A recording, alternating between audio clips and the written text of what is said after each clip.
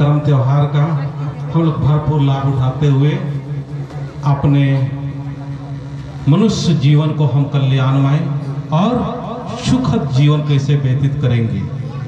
तो हम चाहेंगे कि आप लोग अपना अपना कोइछा में इनको भी चावल थोड़ा थोड़ा दे देना है ना।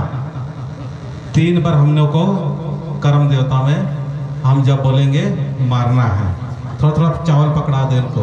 और आप लोग के पास में है तो बीच बीच में हम कहानी में रुकेंगे है ना, उस समय मारने के लिए बोलेंगे। ले लो आप लोग वही चावल ले लो, आप लोग भी ले सकते हैं। ले दो भैया, दो दे दो। एक खान रहा दे, एक खान बंद कर दोगे। कैसे और क्यों और कब से हुआ, इस चीज के थोड़ा सा हम लोग जानेंगे।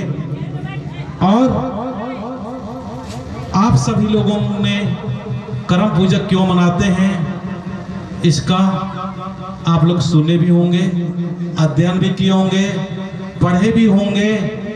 पर इतना इतिहास पुराना है, इतना इतिहास पुराना है कि अंतर आएगा। थोड़ा सा आप लोग को जो बताऊंगा उसमें भी थोड़ा सा अंतर आएगा। तो चलिए शुरू करते हैं। जय करम राजा, जय करम राजा, जय करम राजा। तो ध्यान से सभी लोग सुनना।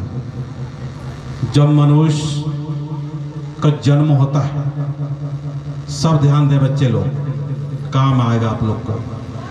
जब मनुष्य का जन्म होता है उस समय ही प्राकृतिक से ओत प्रेत होके प्राकृतिक से ही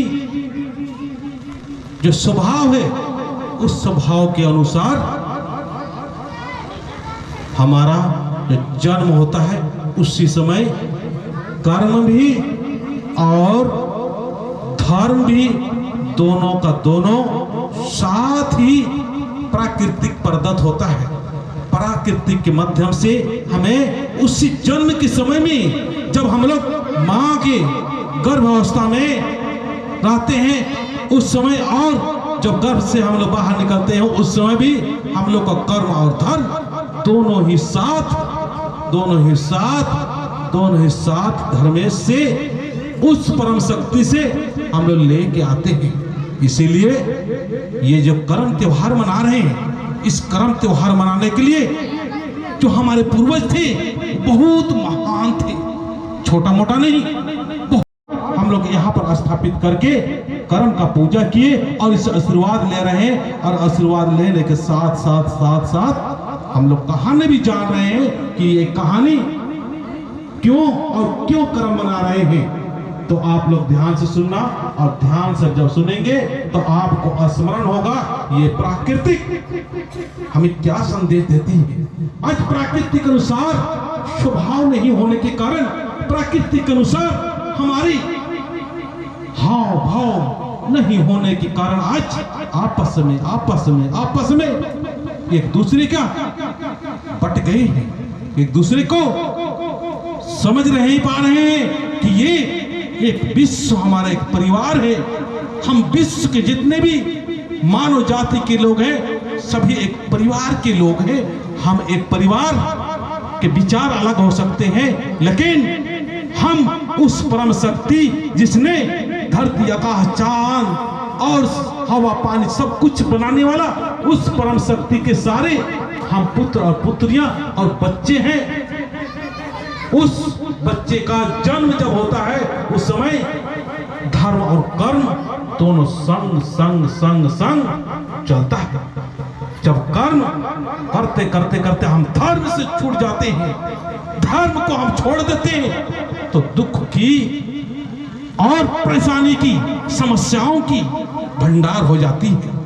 आप लोग भी जानते होंगे आज कर्म जो होता है इसका कहानी हम बताने जा रहे हैं। उससे पहले आप लोगों का मानसिक स्थिति को अवगत और बता देना चाहूंगा कि ये जो प्राकृतिक के स्वभाव, ये प्राकृतिक का जो धर्म है, ये एकदम बिल्कुल ही रियल धर्म है। ये इसी को कहा जाता है धर्म। क्यों इसलिए कहा जाता है में कोई भी अंतर नहीं समझा, क्योंकि पेड़ अगर छाया देता है तो सबके लिए छाया देता है। हवा अगर हवा देता है तो सबकी हवा देता है। सूरज जब रोशनी देता है तो सबको रोशनी देता है। धरती सबको बराबर सम होके सबको पालता है, सबको एक समान वो व्यवहार करता है। इसी को हम लोग धर्म कहते हैं। इसी क्या बोलते हैं? धर्म। रियल धर्म यही है, हमारा स्वभाव ही धर्म है। लेकिन आज हम कहते हैं हम इस धर्म के हैं, हम इस धर्म के हैं, हम इस धर्म के हैं। लेकिन हम आज इस कर्मदेव के पास में आके और हम ये जो बताने का मुझे सौभाग्य मिला, इससे द्वारा मैं बता देना चाहूंगा कि वो जो धर्म है एक तरह से कहा जाए वो पंथ है। जो कहते हैं कि मेरे धर्म में आओ, मेरे धर्म ये है, मेरे धर्म में वो रियल नहीं है। स्वयं का एक धर्म होता है। प्रत्येक इंसान का, प्रत्येक व्यक्ति का एक स्वयं का धर्म होता है। प्रकृति के अनुसार वही रियल धर्म है। बाकी जो है वो एक दल है, एक पार्टी है, एक संप्रदाय है। उसको हम रियल में देखा जाए तो पार्टी एक भीड़ होता है। लेकिन ये जो आज प्राकृतिक का जो आज कर्म त्योहार है, इस महान पूजा ये संदेश दे रहा है कि हमारे पास सब सम है, सब बराबर है, किसी के साथ में भेदभाव नहीं करना है, ये हमें बताती है। चलिए एक बार आगे कहानी बताने से पहले एक बार जय कर्मदेव बोल के मार दो।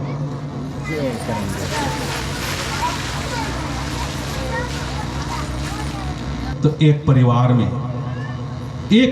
में ननका और ननकी, ननका और ननकी पति पत्नी थे और उनका स्वभाव बहुत ही अच्छा, प्रकृति के अनुसार किसी के साथ में भेदभाव नहीं, गांव घर के लोगों के साथ में बहुत ही अच्छा से प्रेममय वो रहते थे। बहुत सुख था, बहुत शांति था।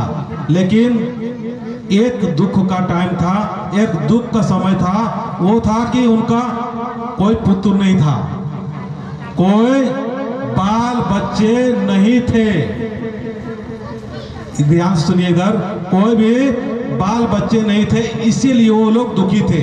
लेकिन पूरे के पूरे गांव के लोग उनको राजा महाराज की तरह इज्जत और सम्मान करते थे। उनको स्वभाव बहुत ही अच्छा था। किनका? ननका और ननकी का, ननका और ननकी का बहुत अच्छा स्वभाव था। इनका बाल बच्चा नहीं होने के कारण बहुत दुखी थे।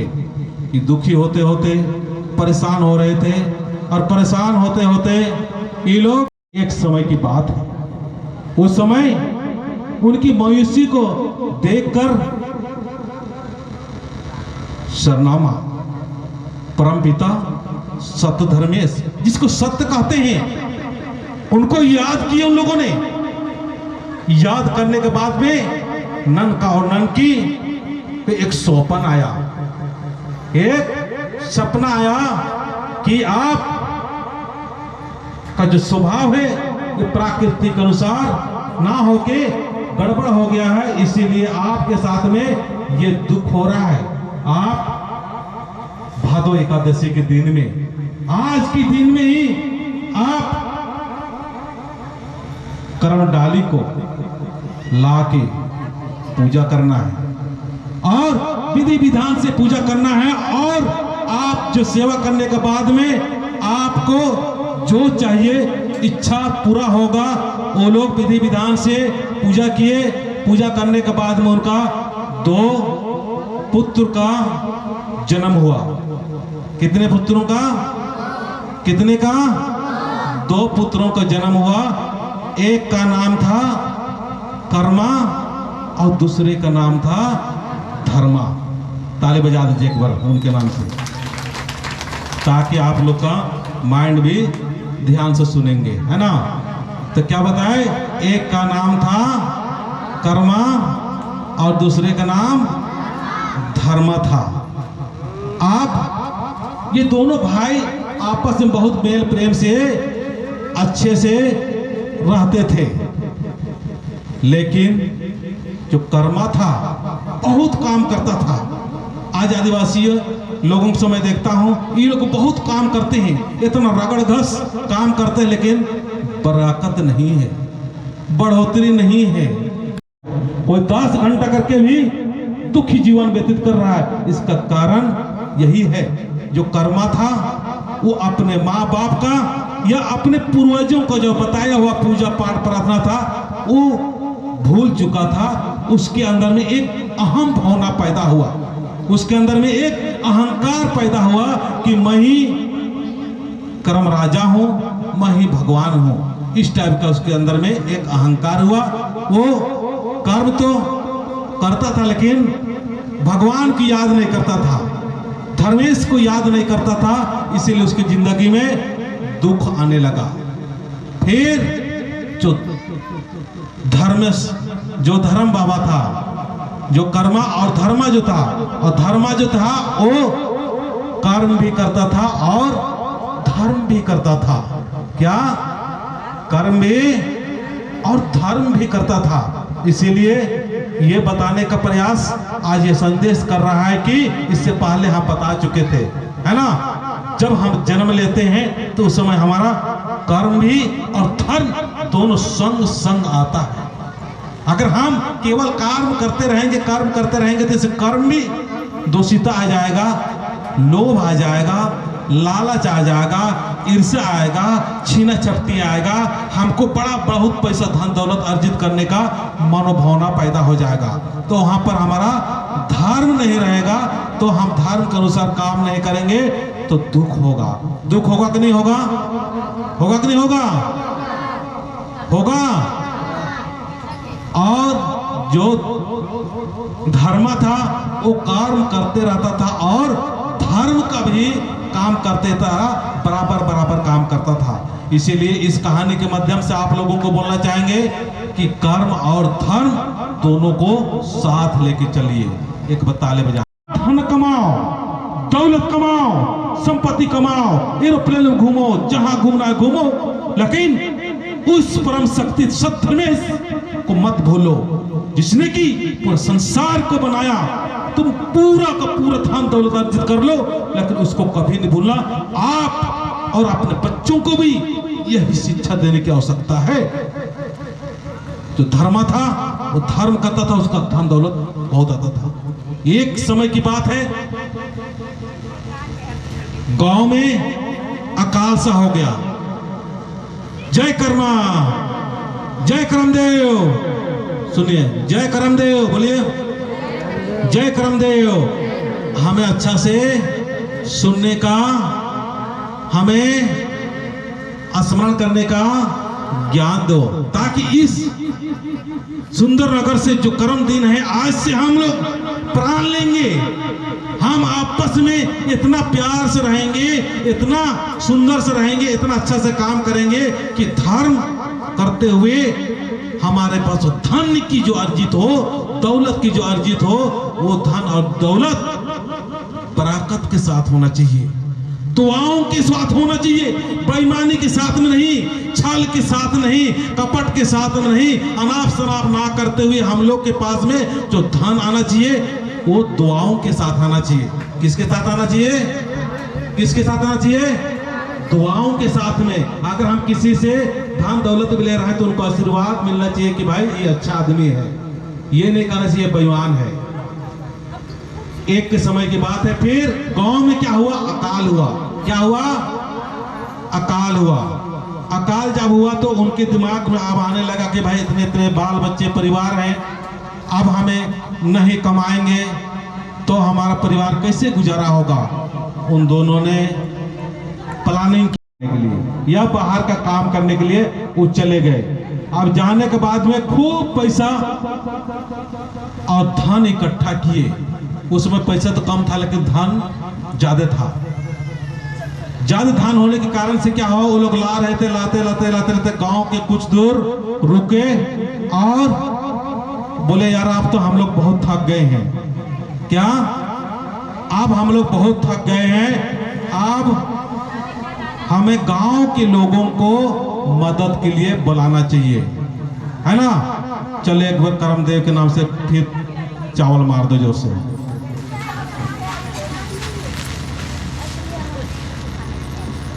जय करमदेव, जय करमदेव।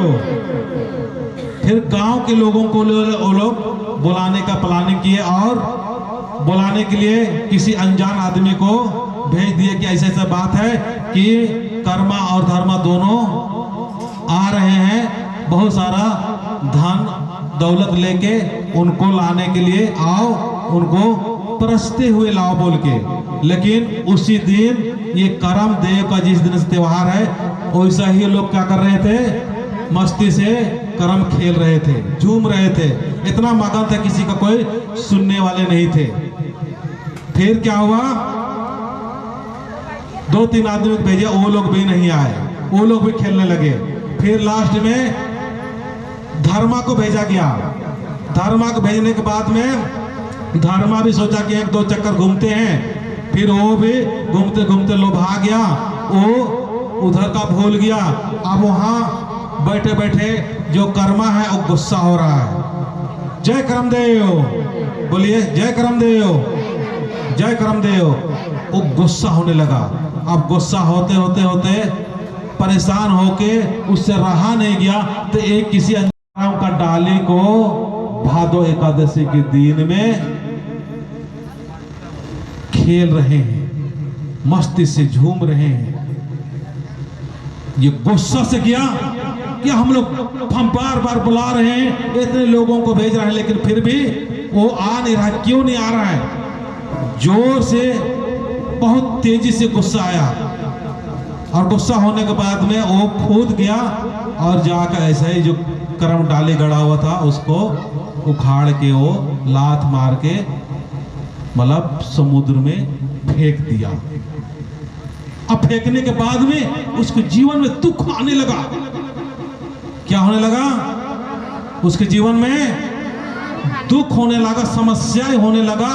वो कितना भी काम करता था लेकिन उसके बरकत नहीं होता था, बढ़ोतरी नहीं होता था। वो परेशान हो गया कि भाई मैं इतना काम करता हूं तो भी मेरे जीवन में सुख नहीं आ रहा है, तकलीफें आ रही हैं, परेशानियां आ रही हैं, बाल बच्चे अनाप शनाप हो रहे हैं, बिगड़ रहे हैं। और धर्मा जो है वो थोड़ा भी काम करता तो उसका धन दौलत का बढ़ोतरी होता है, परिवार में सुख शांति है, परिवार में प्रेम से रहते हैं। अब उसको जलन होने लगा, और जलन होने लगा तो जलने वाला आदमी बिना आग के जलता है ना? जलता कि नहीं जलता है? तब एक बार ताले बजा दीजिए, आप लोग सो रहे हैं क्या? तो क्या हो रहा है? जो जलनशील आदमी होता है, ईर्ष्यालु आदमी होता है, उसको तेल की जरूरत नहीं है या आग की जरूरत नहीं, वो अपने आप जलते रहता है। तो जो करम बाबा था, उनका कर्म बिगड़ चुका था, धार्मिक अनुसार नहीं था, इसलिए वो इस तरह से करता था। जब इस तरह से करने के बाद में उसके जीवन में दुख तो तकलीफ आने लगी। फिर एक दिन की बात है, वो करमदेव जो कर्मा है वो धान को लगाते जा रहा है, उसका धान मतलब ठीक से रोपावे नहीं कर रहा है। और जो धर्मा था, वो धर्मा जो खेत में धान लगा रहा था, वो धान बहुत अच्छा से हो रहा था। तो ये सब देख के ये दोनों भाई ने एक दूसरे से मनमुटाव होते हुए घर चले गए। घर जाने के बाद में फिर शैतानी दिमाग कर्मा का काम करने लगा। तो कर्मा ने क्या किया, रात में जाके जो धान लगाया गया था उस धान को उखाड़ने लगा। इधर सुनिए दीदी, इधर सुनिए। आपको कहानी बाद बताना मेरे बाद में। जब ताली बजा दीजिए दीदी के नाम से एक बार और बजा दीजिए जोर से।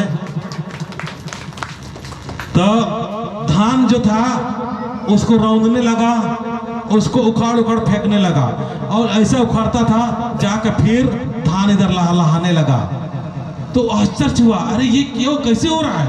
मैं उखाड़ उखाड़ के फेंक रहा हूँ, इसको पैर से मैं रौंद रहा हूँ, पैर से इसको दबा रहा हूँ, फिर भी ये धान जो धर्मा का धान है वो और लहा रहा है। वो आश्चर्यचकित हुआ, फिर सोचने लगा यार हो क्या रहा है, ये बड़ा परेशान। फिर एक शरणा माँ एक बुढ़ी के रूप में धारण की, धर्मेश साला माँ एक बुढ़ी का रूप धारण की और डंडे पकड़ पकड़ के वहां पर आई। उसके बाद में उससे बोल रही है, अरे आपको क्या हो गया, क्यों ऐसा कर रहे हो, धर्म आपका भाई है, फिर आप इसको क्यों नुकसान करने की कोशिश कर रहे हो। तो अपना समस्या को बताया। फिर वो बोला कि मेरे जिंदगी बहुत दुख और मेरे घर में सुख शांति नहीं है, धन दौलत नहीं आ रहा। फिर वही सरना माँ के नाम से एक बार ताली बजा दीजिए, एक बार सरना माँ के नाम से। फिर सरना माँ ने क्या कि उसको उपाय बताई कि आप भादो एकादशी के दिन में इसी तरह जो कर्म डाले गाड़ के आपके घर परिवार के लोग पूजा पाठ प्रार्थना कर रहे थे, उस समय आप कर्म डाली को लात मार के उखाड़ के फेंक दिया और वो डाली जाके 7 समुद्र पार एक समुद्र था, उस समुद्र के टापू में जाके रुका है। आप वहां पर जाइए, वहां से उसको लाइए और क्षमा याचना करते हुए फिर से पूजा पाठ कीजिए। फिर वो जैसे सुबह हुआ, कर्मा फिर कर्म डाली को ढूंढने के लिए चलने लगा। चलते चलते चलते चलते एक व्यक्ति मिला, उसका सिर में बहुत फोड़ा फुंसी था, कांटा टाइप का था। तो उसको पता चला कि भाई कर्मा तुम कहाँ जा रहे हो। तो बोला यार ऐसा ऐसा बात है, इसीलिए मैं जा रहा हूँ समस्या का हल ढूंढने के लिए। उसने बोला कि ठीक है, मेरा भी एक समस्या है, कितना भी पूजा पाठ प्रार्थना करते हैं तो भी मेरी जिंदगी में फोड़ा फुंसी ये समाप्त नहीं हो रहा है, इसका उपाय पूछना। फिर आगे जा रहा है, आगे जाते जाते फिर उसको भूख प्यास लग रहा है तो पानी पी रहा है। ऐसा करके क्या कर रहा है, पानी पी रहा है तो पानी में कीड़ा और कीड़ा दिखाई दे रहा है, पानी भी नहीं पी रहा था, पी नहीं पा रहा था। फिर वहां से आगे बढ़ा बिना पानी पिए, फिर उसको भूख लग रहा था, लगा कुछ ना कुछ खाएंगे। तो गुलेल या गुलेल बोलते हैं, गुलेल जानते हैं ना, जानते कि नहीं जानते आप लोग। तो गुलेल मिला, आप दिखाई दिया, उसको तोड़ा और देख रहा है खोल के तो उसमें कीड़ा ही कीड़ा है ना, कीड़ा ही कीड़ा, उसको भी नहीं खाने से। फिर एक समुद्र के सामने पहुंचा, फिर टापू में जाने के लिए वो सोचने लगा तो मदद तो चाहिए है ना। अब क्या करे, वहां बैठ के वो परेशान हो रहा। तो एक मगरमच्छ था, वो मगरमच्छ ने उसका पीड़ा को समझा और उसको मदद करने के लिए सोचा और बोला कि ठीक है मैं आपका मदद कर दूंगा, वहां तक तो पहुंचा दूंगा, लेकिन मेरे पीठ में पेड़ उग आया है, इस पेड़ का समाधान किया है, इसको पूछ के आना। तो बोला ठीक है हमें मदद कर दो। गया, फिर वहां से क्षमा याचना किया, वहां से डाली को फिर उठा के वो कछुए के माध्यम से आया और उसका मदद से कछुआ का जो पेड़ था वो अपने आप टूट के गिर गया। चलिए एक बार फिर चावल छिड़क दे, एक बार।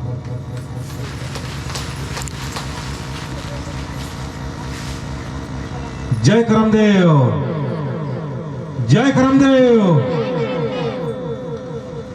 फिर वहां से आया, आने के बाद में जितना जितना समस्या था सबका समस्या बता दिया है ना, बहुत लंबा कहानी है तो इसको कभी हम फुर्सत से बताएंगे। अभी थोड़ा सा खेलना उलना भी, भूख भी लगा होगा इनको ना। फिर उन लोगों ने इसी तरह से भादो एकादशी के दिन में बढ़िया से रीति रिवाज से पूजा पाठ किया और प्रार्थना किए। उनका जो दुख था वो धीरे धीरे धीरे धीरे क्या होने लगा, समाप्त होने लगा। तो इस तरह से हम सभी को जानना है कि धर्म के साथ साथ में हमको कर्म करना है, लेकिन कर्म करते करते धर्म को भी नहीं भूलना है। यही हमारा जो कर्म का जो कहानी है, ननका और ननकी, और तो और काफी बड़ा कहानी है। अगर किसी को कोई सवाल पूछना है या कुछ है तो मैं यहीं पर हूँ, आप लोग पूछ सकते हैं। तो चलिए एक बार उठेंगे और करम देवता का जोर से जय जयकारा लगाएंगे। तो उठ जाइए आप लोग। और किसी का कोई मन्नतें हैं तो हम यहाँ खड़ा होंगे, फिर पूजा कर देंगे। जय करम राजा। सबको बोलना है। छिड़क दो जो चावल इस पे। जय करम राजा। हाथ उठा के पूरा समर्पित भाव से। हम लोग क्या है, एक हाथ से काम करते हैं, दूसरा हाथ को छोड़ देते हैं। दोनों हाथ से करना है हम लोग को। मतलब कहता है कि भगवान मेरे पास आओ तो पूरा समर्पित भाव से। जय करम देव, जय करम राजा। हंसी हंसी जय करम राजा, जय दरवेश, जय चाला, जय करम राजा।